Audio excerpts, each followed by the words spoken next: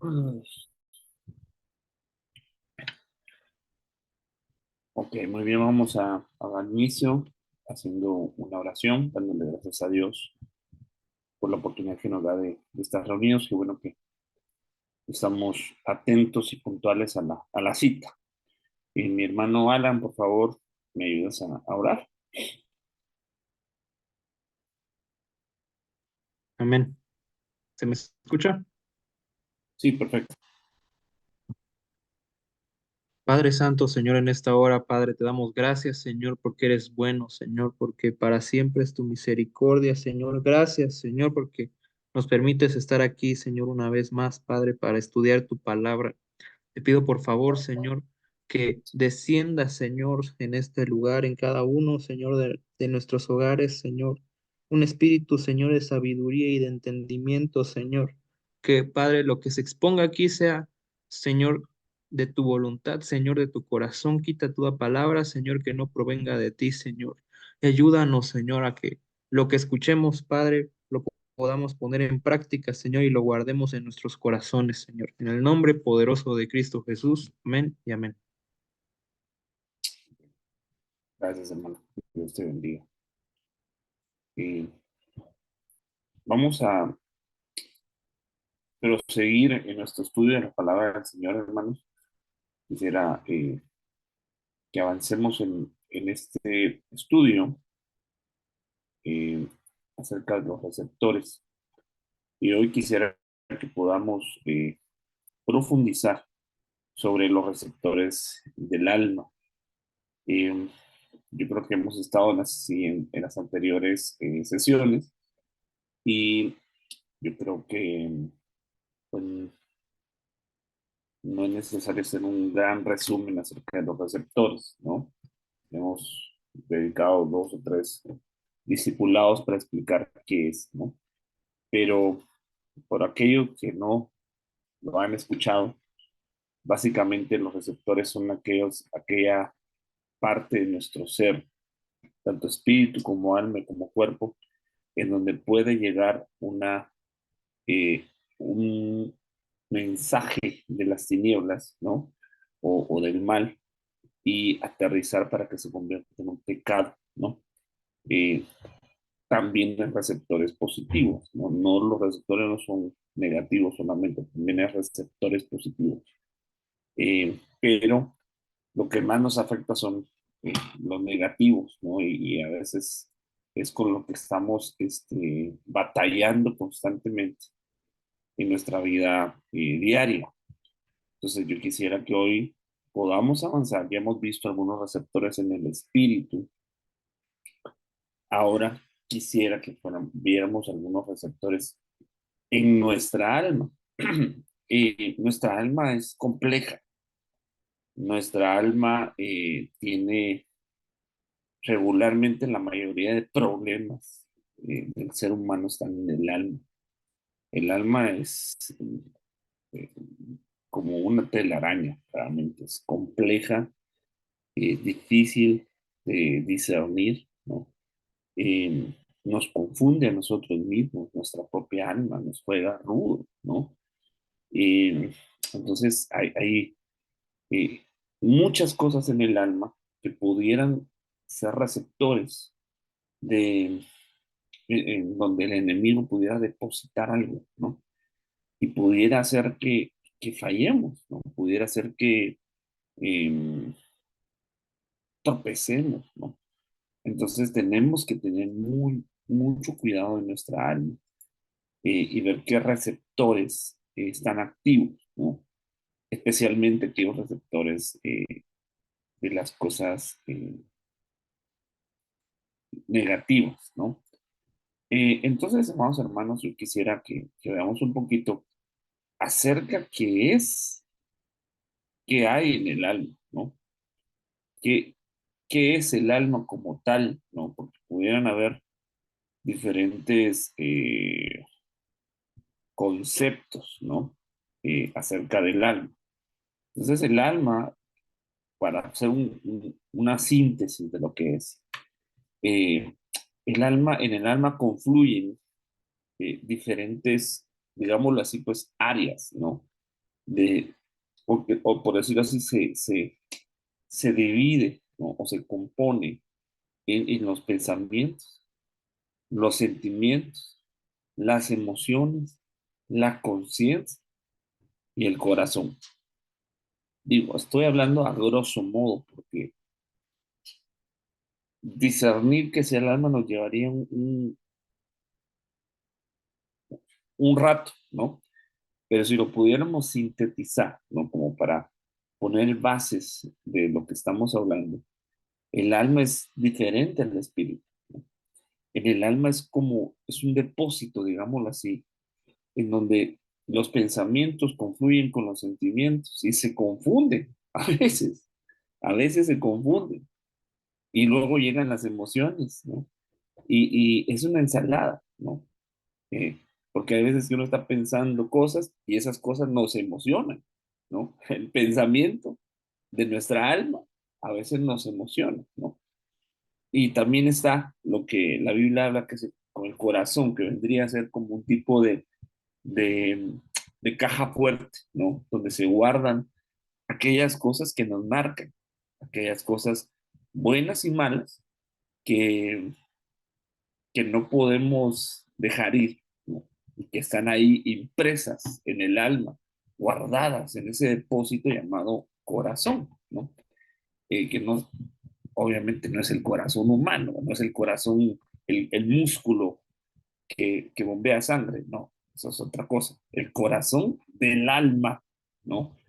Es complicado, ¿no? No es sencillo tratar de sintetizarlo, pero solo para que no nos confundamos con el espíritu y con el cuerpo, ¿no? Son áreas de nuestro ser integral distintas, ¿no? Entonces, poniendo claro qué es el alma, entonces tenemos que ver qué es lo que sucede ahí, ¿no? ¿Qué pasa en el alma? Y nosotros podemos ver en Génesis capítulo 6 versículo 5 dice, y el Señor vio que la maldad era mucha, dice, que era mucha la maldad de los hombres en la tierra y que la intención de los pensamientos, miren esta palabra, la intención, la intención de los pensamientos. Está hablando del alma, de su corazón era solo hacer siempre el mal. Entonces, habían almas malas, almas que la única intención que tenían era hacer el mal. Se había corrompido aquella generación, eh, aquella raza, digámoslo así, ¿verdad? Entonces, por eso el Señor decide desaparecer esa raza y dejar un remanente en Noé, porque en Noé no había esa contaminación, ¿no? Entonces, dice el Señor, voy a volver a empezar con el hombre, voy a eliminar a toda la raza humana y voy a volver a comenzar con un Noé, ¿no? Entonces, ¿por qué? Porque del corazón provienen los malos pensamientos. Si alguien tiene un mal pensamiento, es porque tiene alguna contaminación en su corazón, ¿no? ¿No? Eso lo podemos ver en Mateo capítulo 15 versículo 19, porque del corazón provienen. O sea, si uno piensa mal, que tiene un problema, porque algo ha guardado en su corazón, ¿no? Eh, y Mañana hay trabajar, ¿verdad? homicidios, malos pensamientos, adulterios como que hubiera más de un tipo de adulterio, ¿no? No el siempre conocido, fornicaciones, robos, falsos testimonios, calumnias, ¿no? ¿De dónde vienen? Del corazón. Entonces, los cuales buscan proveer para las lujurias. ¿Qué es una lujuria? ¿No? Eh, la lujuria es un deseo carnal, ¿no?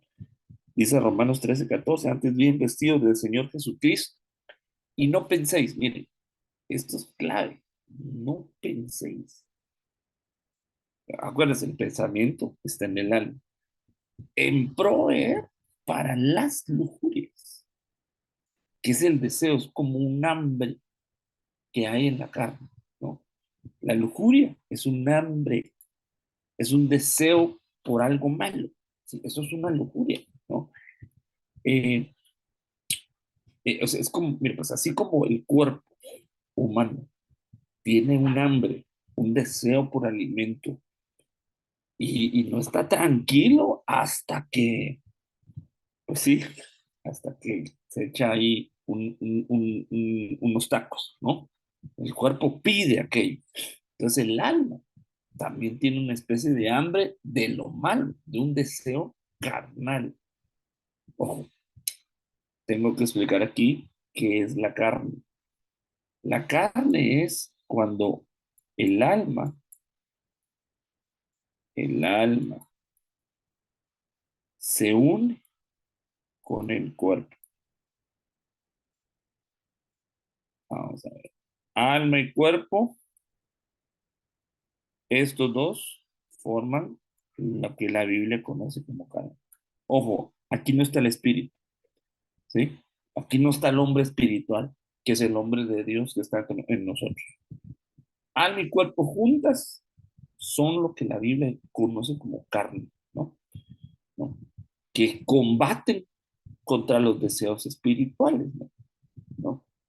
Entonces hay deseos espirituales y hay deseos, un hambre carnal por hacer lo malo. Entonces esa hambre, esa lujuria, es un receptor en el alma, ¿sí? Es un deseo.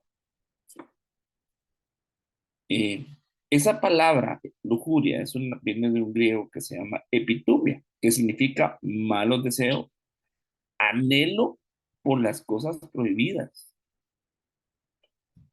Es decir, aquella persona que sabe lo malo y desea hacer lo malo.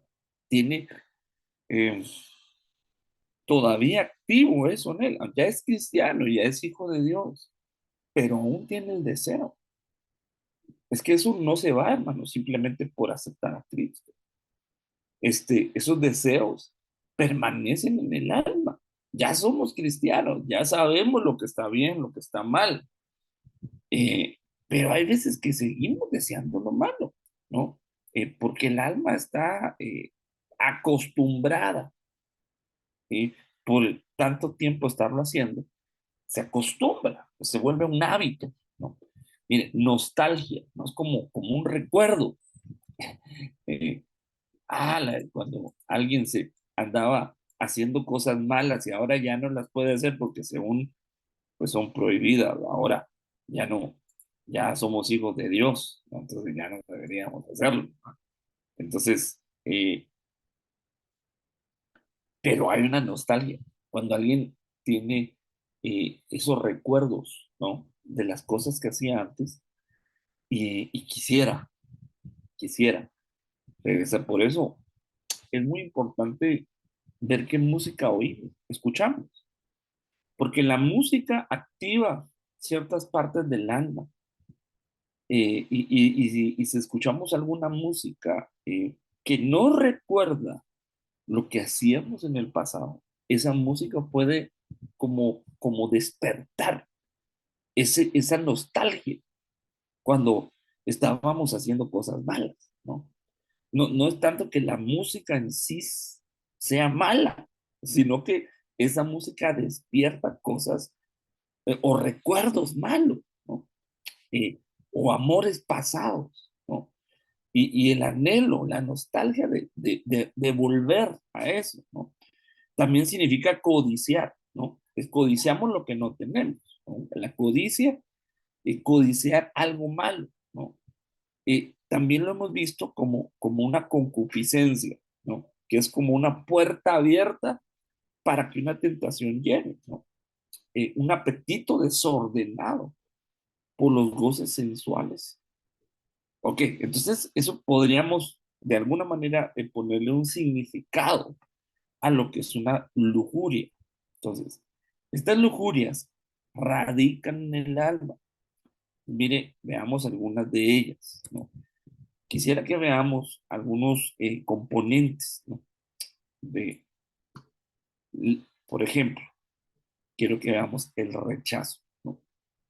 El rechazo en el alma eh, es un elemento que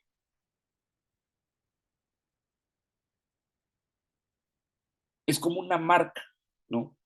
En el corazón de las personas, o en el alma de las personas, mejor dicho, que puede venir incluso desde antes de nacer, ¿no? Eh, si ponemos un ejemplo, una criatura, ¿no? Que no era deseada, o que fue producto de algún tipo de abuso, de violación, esa criatura puede recibir un rechazo de la madre, ¿no?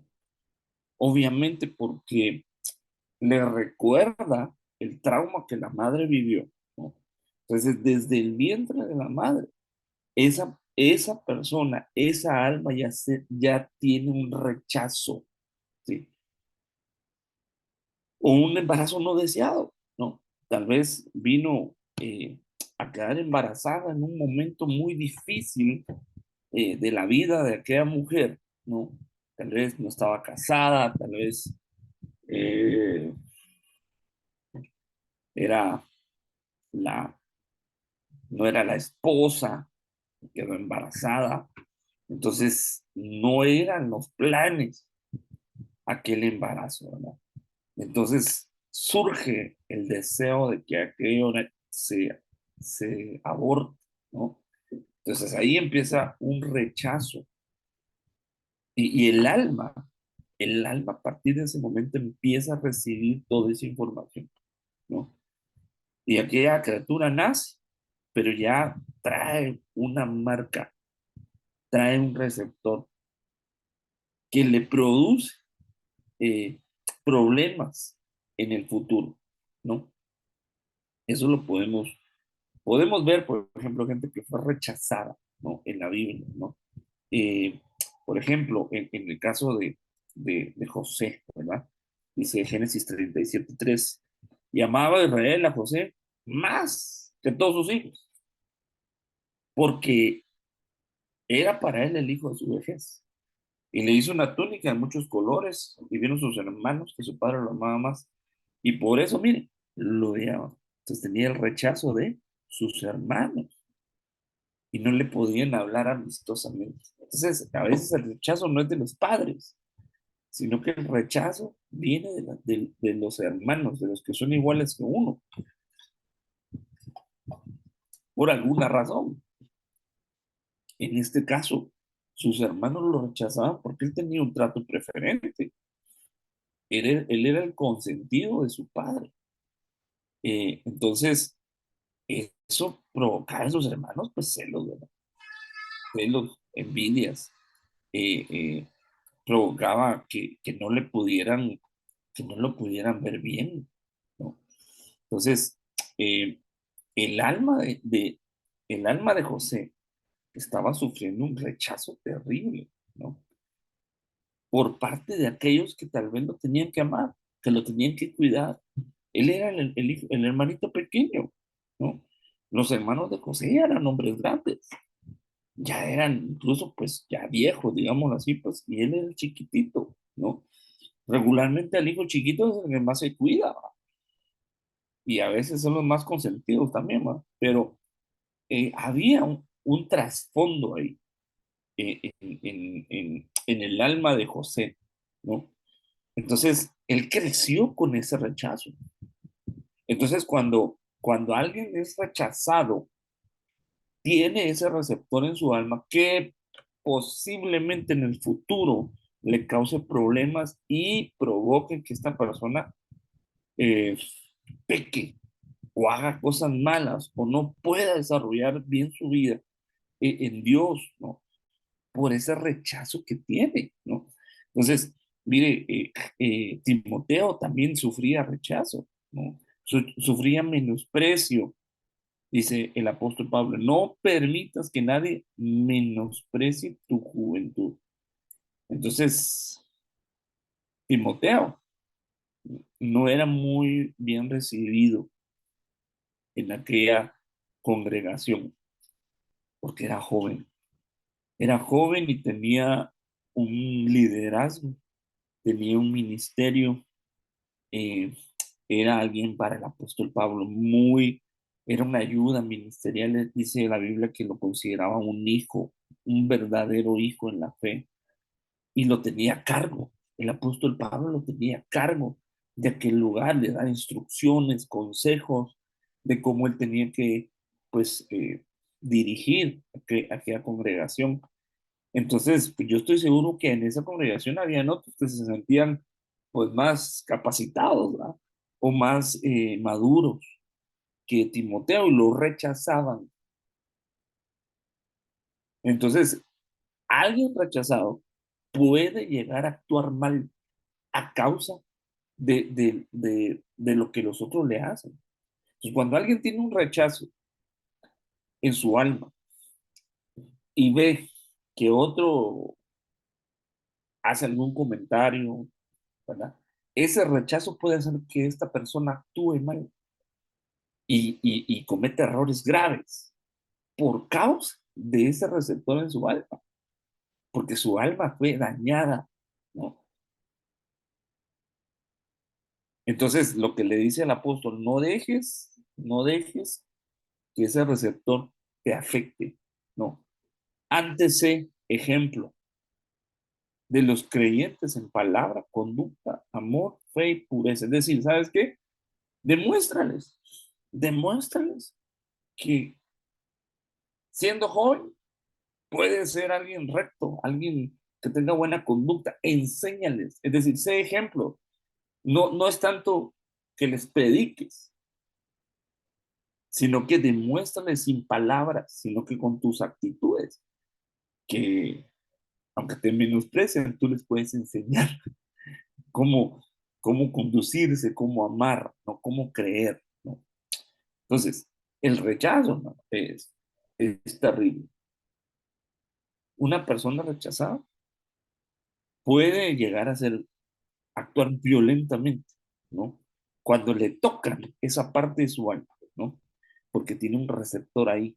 eh, y a veces la gente sabe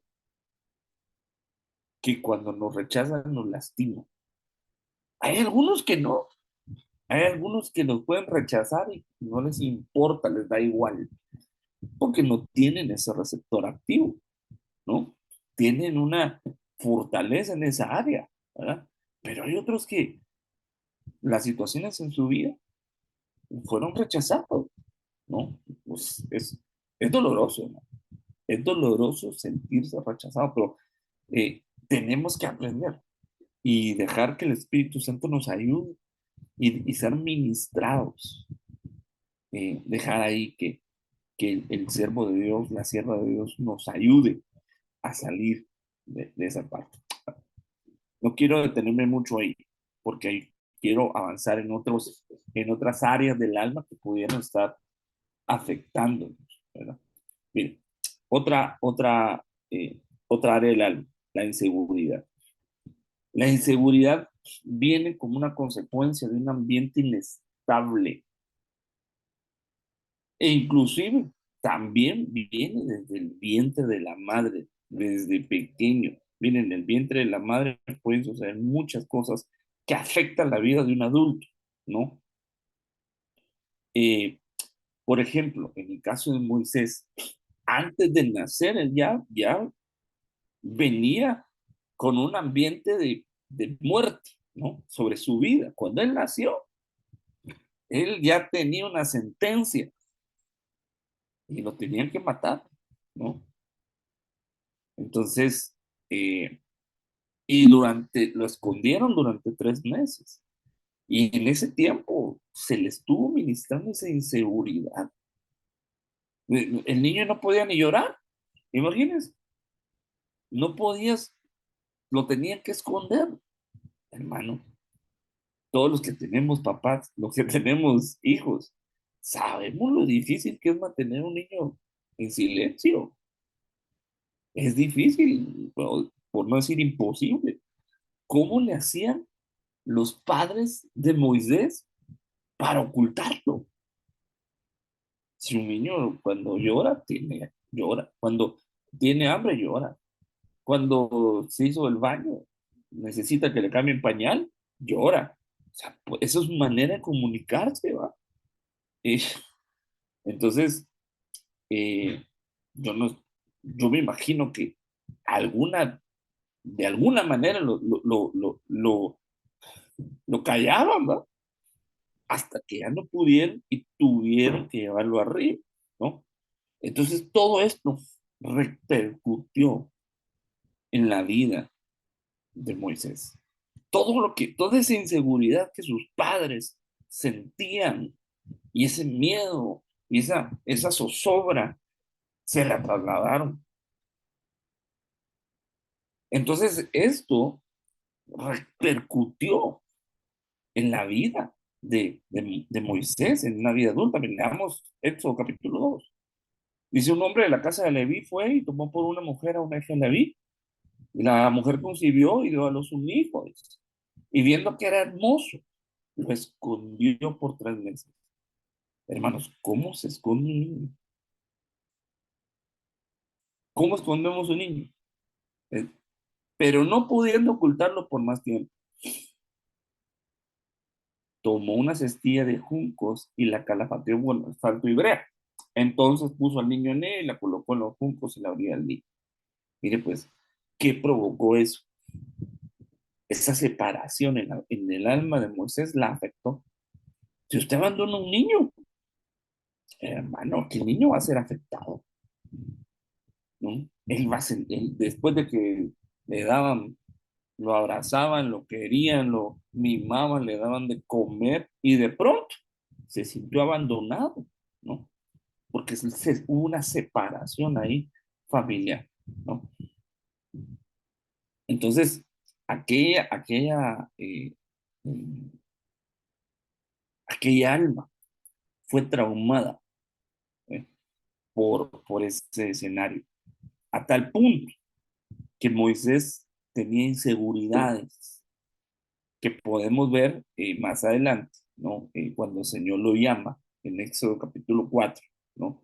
Eh, que dice, entonces Moisés dijo al Señor: por favor, Señor, nunca he sido un hombre elocuente. O sea, Moisés tenía miedo de hablar. ¿Por qué? Si había tenido una buena educación, había estado en las mejores escuelas del primer mundo en aquel entonces. Era el nieto del faraón. O sea, él recibió lo mejor en la educación, pero tenía temores, tenía inseguridades, ¿no? Una persona que no es elocuente tiene inseguridad en hablar. Es un problema en su alma, ¿no? Es que yo soy tímido, dicen algunos. Dicen: ni ayer, ni en tiempos pasados, ni aún después de que he hablado a tu siervo, porque soy tardo en el habla y torpe de lengua.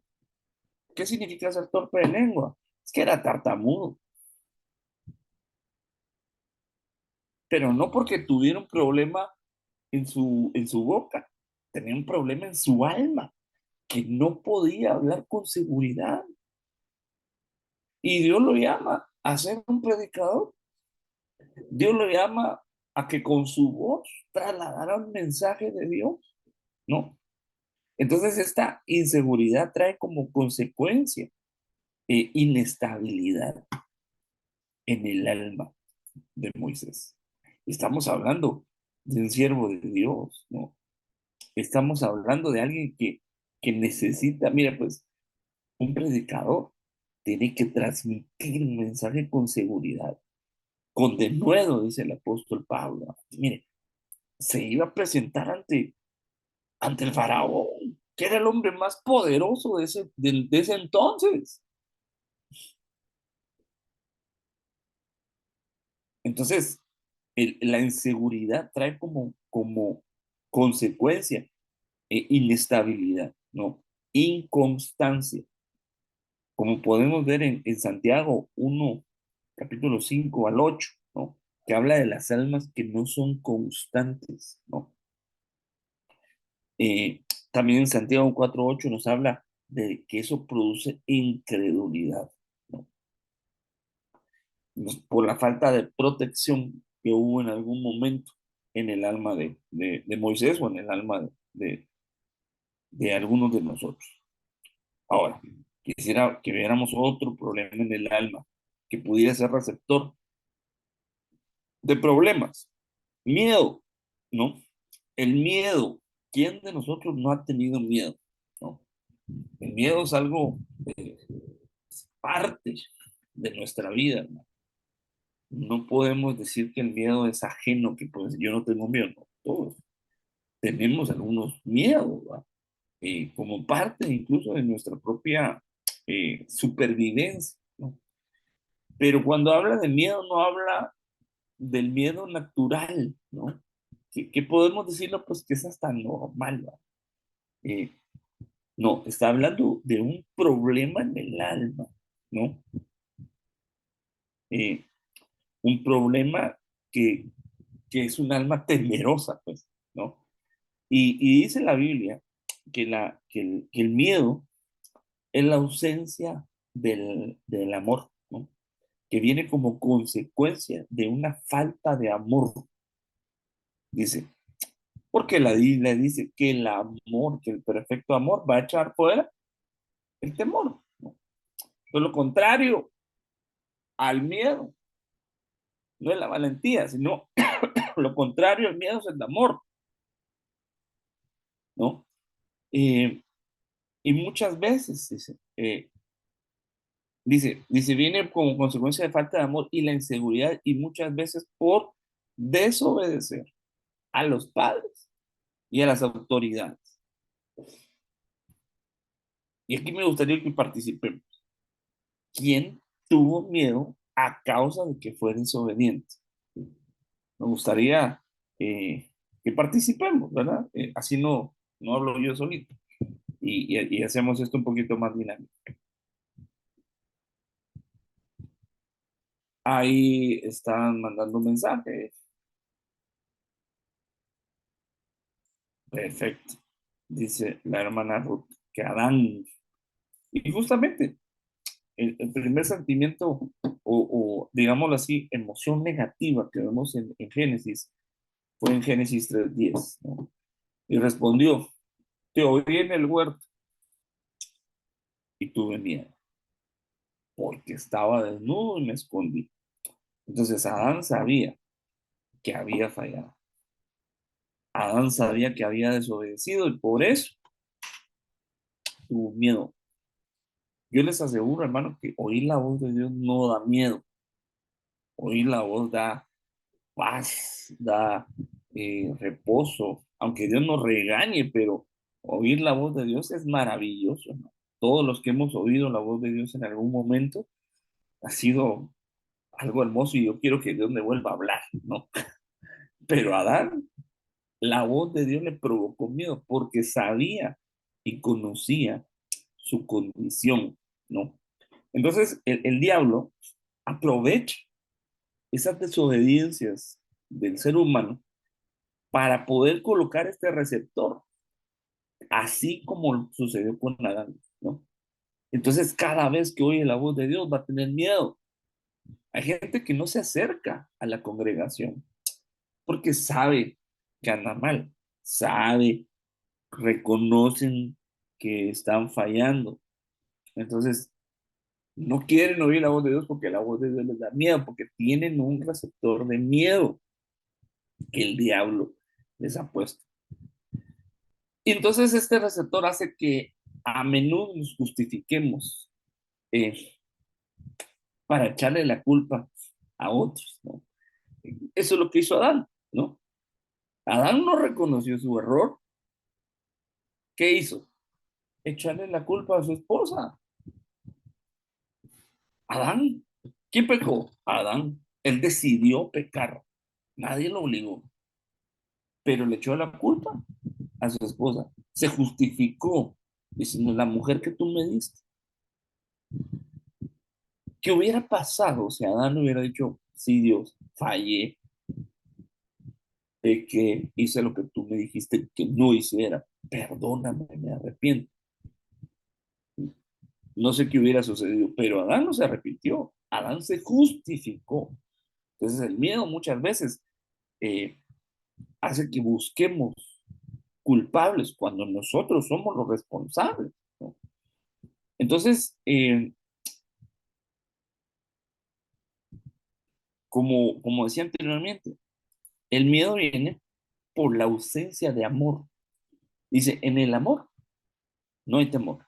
Entonces, aquella persona que se está llenando de amor, del amor de Dios, obviamente, esa persona es una persona que va venciendo sus miedos. Dice, sino que en el perfecto amor, dice, echa fuera el temor. Entonces, ¿qué nos va a ayudar a cancelar ese receptor en el alma? Llenarnos del amor de Dios.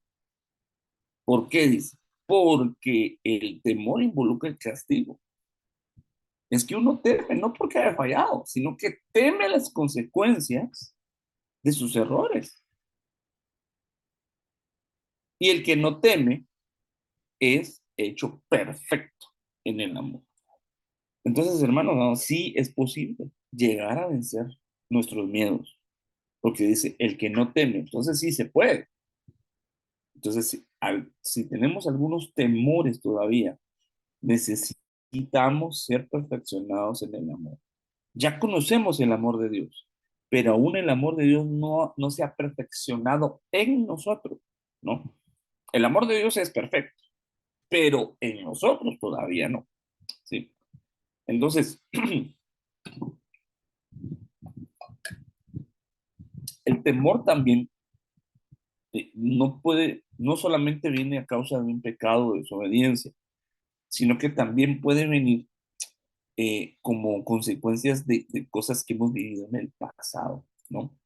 Eh, Como en el caso de Elías, tuvo miedo por las amenazas de Jezabel y huyó. Ni el siervo de Dios, hermano. Era un siervo poderoso. Elías era tremendo, hermano. Eh, pues vemos los milagros, los prodigios que hizo ese hombre. No era cualquier cosa, pero tuvo miedo a la amenaza de una potestad espiritual. No es que le tuviera miedo a la mujer, no. En esa mujer se movía una potestad espiritual que sigue vigente el día de hoy, que provoca miedo y que hace que los ministros huyan, ¿no? Entonces, eh, el miedo puede hacernos huir de nuestras responsabilidades, ¿no? Pero por una mala experiencia en el pasado, puede ser que uno tenga miedo en, en volver a hacer algo. No sé, por ejemplo, alguien, no sé, quiero ser cuidadoso en los ejemplos, pero imagínese una persona que tuvo algún tipo de accidente, no sé, en un auto, en un carro, en una bicicleta, ¿no? Esa persona tuvo un trauma, no solo físico, sino en el alma. Es muy probable que esa persona eh, tenga miedo de volver a subirse a un auto, tenga miedo de volver a manejar un auto. ¿Por qué? Porque sufrió un trauma en el pasado que lo marcó, ¿no? Entonces, ahí tenemos que recurrir a la administración para ver el origen del miedo. ¿Por qué le tengo miedo a eso? ¿Por qué le tenía miedo Elías a Jezabel? ¿No? ¿No? Porque había un receptor, algo le había pasado a él. No, no es que él fuera cobarde, por favor. Bien, Elías mató a no sé cuántos profetas de Baal, si me pueden ayudar ahí, si me ayudan buscando a cuántos profetas de Baal él mató.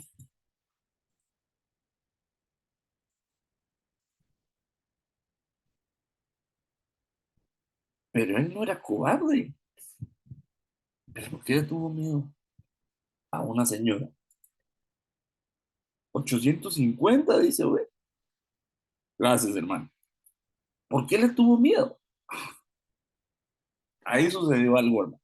Eso no es normal, ¿no? Entonces, tendríamos que ir en algún momento a hablar de los temores, ¿verdad? Como un receptor, ¿no? Ahora, no es lo mismo miedo que temor a Dios, ¿sí? El temor a Dios es distinto. Nosotros no le tenemos miedo a Dios, pero sí tenemos temor de Dios, ¿sí? El temor de Dios es un respeto, es una reverencia, eh, que sabemos que con eso no se juega, que es algo santo, que es algo, pues, no es, que, no es- que tenemos que tener cuidado, ¿verdad? Eh, y que debemos cuidar cómo nos comportamos delante de Dios, ¿verdad? Cómo nos presentamos delante de Dios, es tener temor. Yo siempre asocio el temor a Dios, lo comparo con algunas cosas naturales para poderlo entender, ¿no? Por ejemplo, el fuego. Hay que tenerle miedo al fuego. Hay gente que le tiene miedo al fuego, porque quema, obviamente, ¿verdad? Pero ¿será que debemos tenerle miedo al fuego? No. ¿Qué tenemos que tener con el fuego? Hay que tener temor al fuego. Es decir, no hay que jugar con el fuego. No tenemos temor. O sea, lo manejamos con cuidado, con mucha precaución, ¿verdad? Pero no tenerle miedo. Como el mar, ¿no? El mar es imponente, el mar es terrible. Hay mucha gente que le tiene miedo al mar, no se mete. Pero el mar no es malo, el mar es lindo, es bonito. Pero yo no tengo que tenerle respeto a meterme al mar. Tengo que hacerlo con respeto, con temor, con prudencia, ¿verdad? Para poder disfrutar de aquello y no pues que pueda eh, aquello eh, afectarme, ¿verdad? Lo mismo con Dios, no, no es miedo, es un temor. Entonces, el temor de Dios es algo que nos ayuda, ¿no? A podernos relacionar con Él, ¿no? Entonces, eh, quisiera que avancemos eh, hacia otro receptor que pudiera haber en las almas y en la frustración. La frustración es el sentimiento que se genera en una persona que no puede satisfacer un deseo planteado. Entonces, una persona frustrada puede reaccionar de una manera iracunda, puede tener ataques de ansiedad, ¿no? Puede tener reacciones negativas porque no, porque está frustrada y no puede manejar aquella área. Es muy difícil manejar la frustración. Alguien frustrado, hermano, puede ser, hermano, una persona que actúe de una manera pecaminosa, ¿no? O que reaccione derivado de la frustración que tiene, porque no pudo hacer algo, porque se quedó a medio camino, porque aquello que soñaba, aquello que quería, no se dio. Ahora, ¿quién actuó mal en la Biblia porque lo que quería no se dio o no sucedió? O sea, estoy hablando de alguien frustrado. A ver, lo leo. ¿A quién se le hace a usted conocido esta descripción que estoy dando? Una persona que no sucedió lo que deseaba o quería y que por esa razón actuó mal, actuó violentamente, actuó equivocadamente, pecó, porque no sucedió lo que quería. Ah, mira, aquí ya tenemos participaciones. Entonces dice, Alan, si quieres abre tu micrófono, hijo, y nos dices por qué crees que, por qué escribiste que Saúl. Cuéntanos, compártenos. Bueno, de lo que yo recuerdo, cuando tenía que esperar a Samuel para hacer los sacrificios y al ver que las personas estaban yendo, él mismo hizo los sacrificios y usurpó, perdón, el, ¿cómo se dirá? Pues sí, digamos el rol que tenía Samuel. O sea, en ese caso, tú consideras que Saúl se frustró. Pues podría ser, bueno, yo me basé en lo que usted dijo, pero ya pensándolo bien, tal vez sería más un acto de desesperación, ¿no? Sí, ahí él no supo esperar. El error ahí, el error de Saúl ahí, no supo esperar a Samuel, que era el encargado de ofrecer los sacrificios. Pero fíjate que la frustración viene después, porque Dios lo deja, lo abandona, lo deja.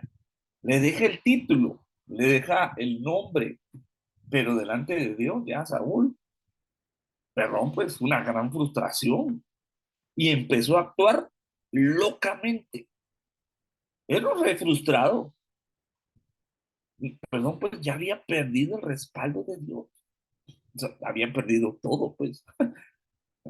Sí, yo creo que sí, Saúl fue frustrado, fue un rey frustrado, pero sucedió después de que Dios lo abandonó, ¿no? Eh, y sí, pues podemos ver todo lo que hizo Saúl. ¿Ibas a decir algo más, Alan? Sí, yo creo que más bien el acto de frustración sería cuando Dios no le habla y se va con la pitonisa, ¿no? Por supuesto. O sea, Dios lo abandona. El que era la voz de Dios, que era Samuel, se muere. Tenía él que saber si iba a ir a pelear o no iba a pelear, porque para eso estaba Samuel. Entonces él frustrado actúa y va con una pitonisa, con una medium, que era algo que Dios ha prohibido. Y en esa frustración, bueno, le va peor, ¿no? Sí, por supuesto. Se ve frustrado también su linaje, porque si Saúl hubiera permanecido en la voluntad de Dios, el siguiente rey iba a ser uno de sus hijos. En ese caso era Jonatán, pero se vio frustrado, fue cortado su linaje a causa de que Dios lo dejó, de que Dios lo desechó. Y Dios había levantado a David, ¿no? Entonces, bueno, y por eso lo quería matar. Eh, Aquí mi esposa también puso que Caín, amor. No sé si quieras explicarnos por qué Caín. Pues porque al no ser recibida su ofrenda, eh, actuó contra Abel. O sea, em, su coraje lo desquitó con él porque no fue aceptada su ofrenda delante de Dios y lo mató. Totalmente de acuerdo. Caín tuvo una ofrenda frustrada. No le fue, su ofrenda fue rechazada, pues. Entonces, y la de su hermano sí fue aceptada. Entonces no obtuvo la recompensa que él esperaba. Y como consecuencia, Dios se desquitó con su hermano. Es una frustración que produce un asesinato. Hermano Pérez, cuéntanos sobre Jeremías. Bueno, a Jeremías se le da una, una orden de llevar la palabra de Dios, pero pues en ese tiempo el pueblo no quería aceptar la palabra y yo pienso que eso también le trajo frustración porque en Jeremías 20:14, Jeremías dice, maldito el día en el que nací, el día que mi madre me dio a luz, no sea bendito. Entonces, a sentirse frustrado, lo saca lo lleva como a un enojo, a una ira, porque el pueblo no aceptaba el mensaje del Señor. Sí, claro, y además lo, lo habían encerrado en una cisterna porque no querían oír el mensaje tan fuerte, ¿va? Porque pues Jeremías profetizaba sobre las desolaciones de Jerusalén, ¿verdad? Eh, no era una profecía agradable, pero lo que Dios quería era que el pueblo se arrepintiera y que cambiara ese pronóstico. Entonces, al no ser una profecía, pues grata, ¿verdad? Lo encierran a causa de la palabra de Dios, ¿no? ¿Verdad? Entonces, hay veces que, miren, hermanos, hay veces que uno hace cosas buenas, hace uno la voluntad de Dios y lo que eso produce es algo negativo. Y, hermano, ¿qué estaba haciendo Jeremías? Estaba haciendo la voluntad de Dios. ¿Y qué le produjo hacer la voluntad de Dios? ¿Algo bueno o algo malo? No te oigo. Algo malo. ¿Cómo te sentirías tú que Dios te dice, ve a tal lugar y da esta palabra? Y Sí. tú haces el esfuerzo y esa obediencia te produce algo negativo. ¿Tú cómo te sentirías, sobre? Sí, frustrado A la completamente. ese señor, pero pues Sí, me obedecí y me va mal. sí. Ahora, dígame otro personaje que hizo algo bueno y como consecuencia inmediata recibió algo negativo. Hagamos el esfuerzo, la memoria ahí, la memoria bíblica.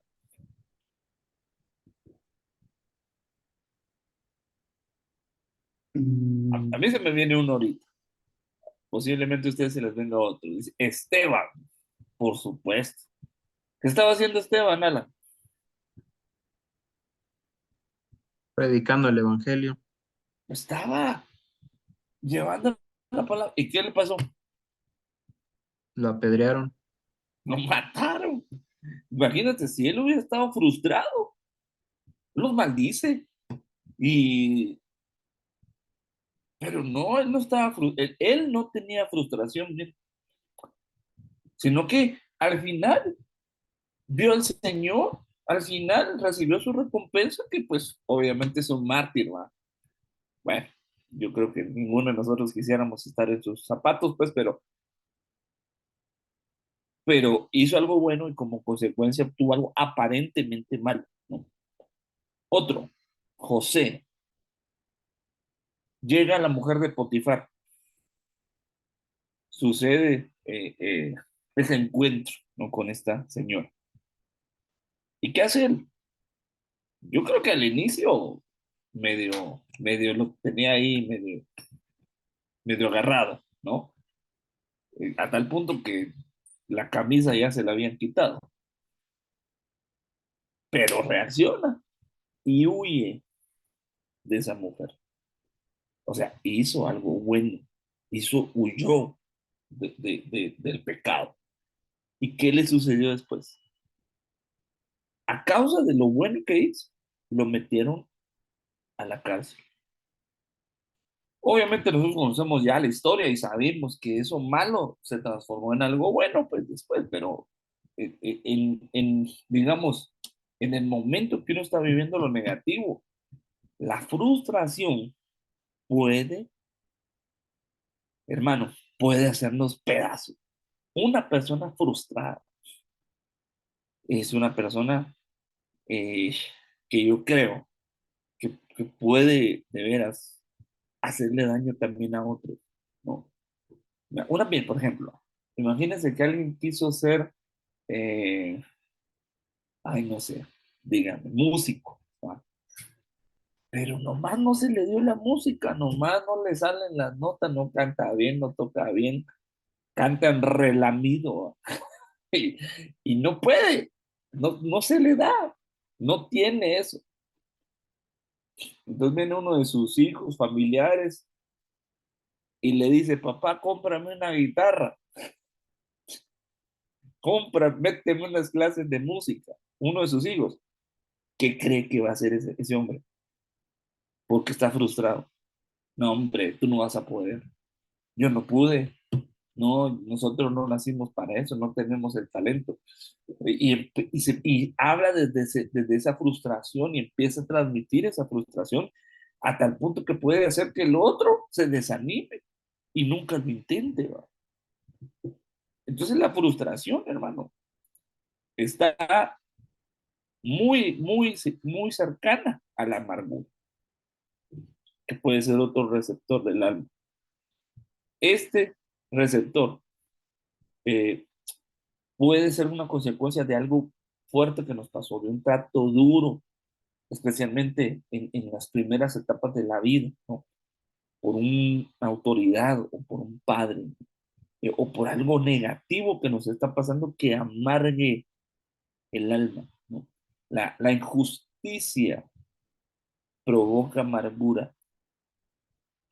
Entonces, cuando hay una persona que está viviendo constantemente injusticia, entonces el alma puede desarrollar ese receptor de amargura en la persona. Éxodo 1:14 dice, y les amargaron la vida con dura servidumbre en hacer barros y ladrillos en toda clase de trabajo del campo. Y todos sus trabajos se los imponían con rigor. Está hablando del pueblo de Israel esclavizado en Egipto. Como estaban amargados. ¿Por qué estaban amargados? Porque eran esclavos.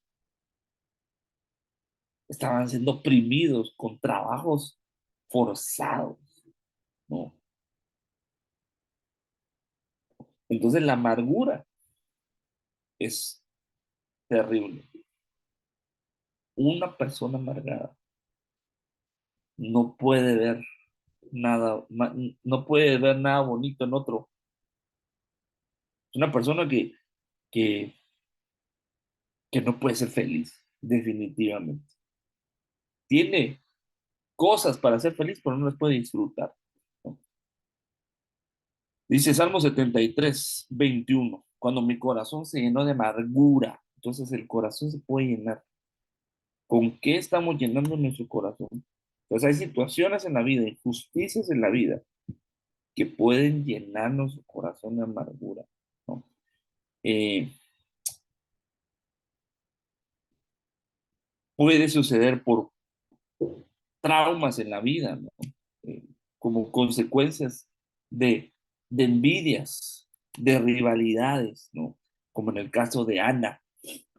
Ana y Penina tenían una rivalidad y la que iba ganando era Penina y Ana no tenía lo que deseaba y su corazón, su espíritu incluso, se llenó de amargura. Imagínense, era tanta la amargura de su alma que traspasó esa amargura a su espíritu.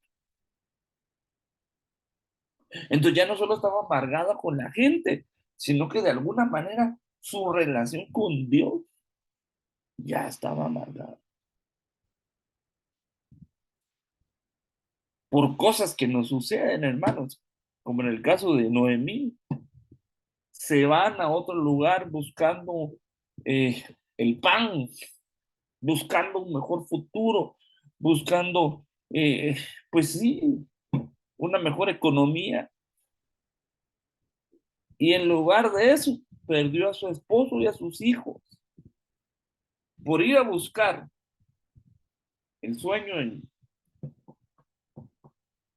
Moab, el sueño moabita. Perdió a su esposo y a sus hijos. Se amargó.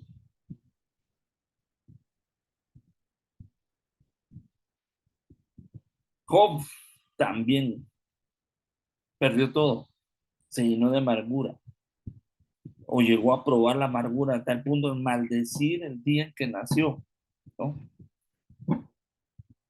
Se amargó. O sea, dijo, maldigo el día en que dijeron es varón. Perdón, hermano. Hermano, yo creo que todos nosotros, o algunos de nosotros, nos alegramos en el día de nuestro cumpleaños. Job no. Job estaba enojado, amargado, cada vez que le cantaban feliz cumpleaños, porque odiaba ese día por todo lo que le había pasado. Pues la amargura incluso puede, eh, bueno, se me acaba el tiempo, los celos. Ay, hermano, aquí mejor lo dejamos para después, porque los celos, yo creo que los celos debería ser un tema de estudio aparte, pero los celos pueden ser un receptor en el alma por problemas de inseguridad, ¿no? Raquel tuvo celos de su hermana, quería lo que la otra tenía, no, pero tenía a Jacob, tenía el amor de su esposo, pero no tenía hijos, tuvo celos de la otra. Dice la Biblia, alégrense con los que se alegran y lloren con los que lloran. ¿Ustedes qué creen que es más fácil? ¿Alegrarse con los que se alegran o llorar con los que lloran? ¿Qué me dicen?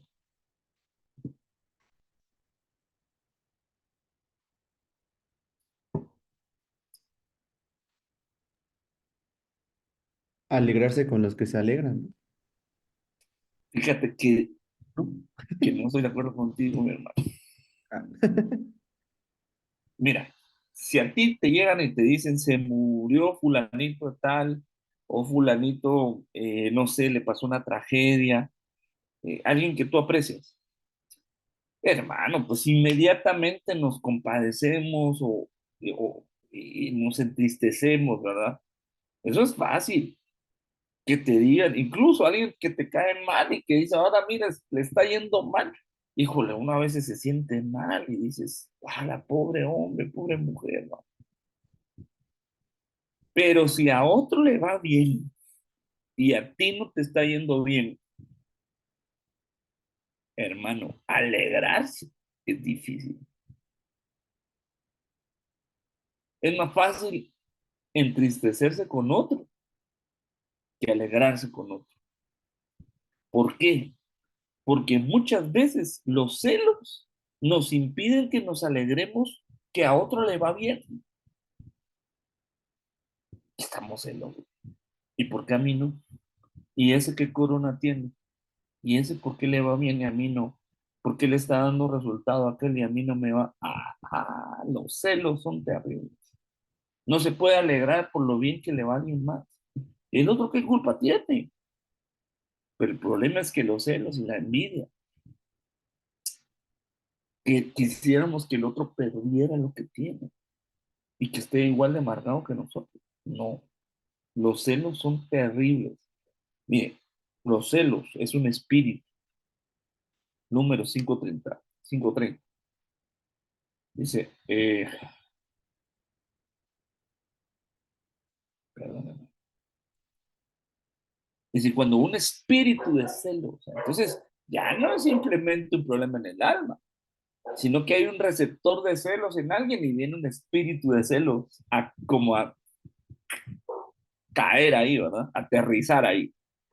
Y este celoso de su mujer. Entonces hará que la mujer se presente delante del Señor y el sacerdote le aplicará toda esta ley. Entonces, la ley de los celos se llama eso.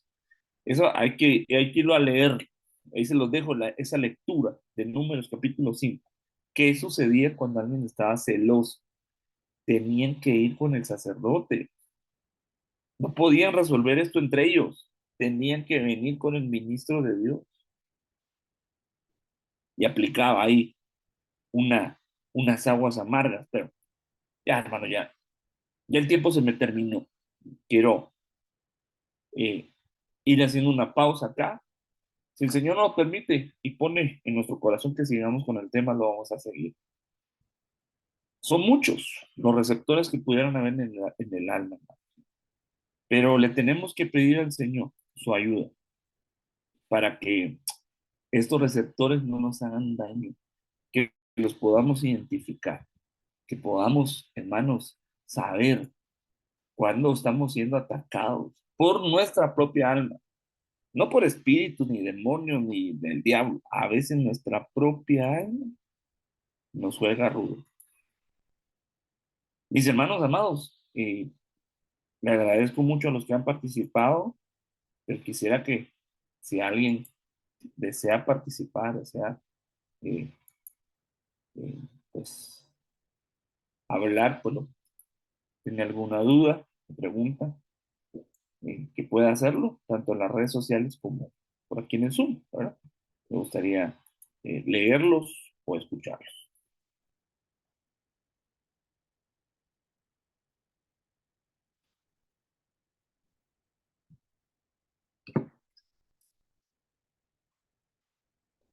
Bueno,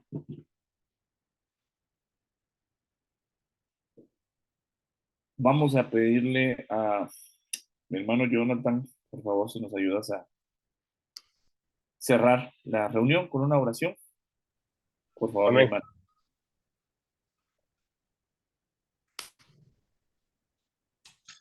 Amén.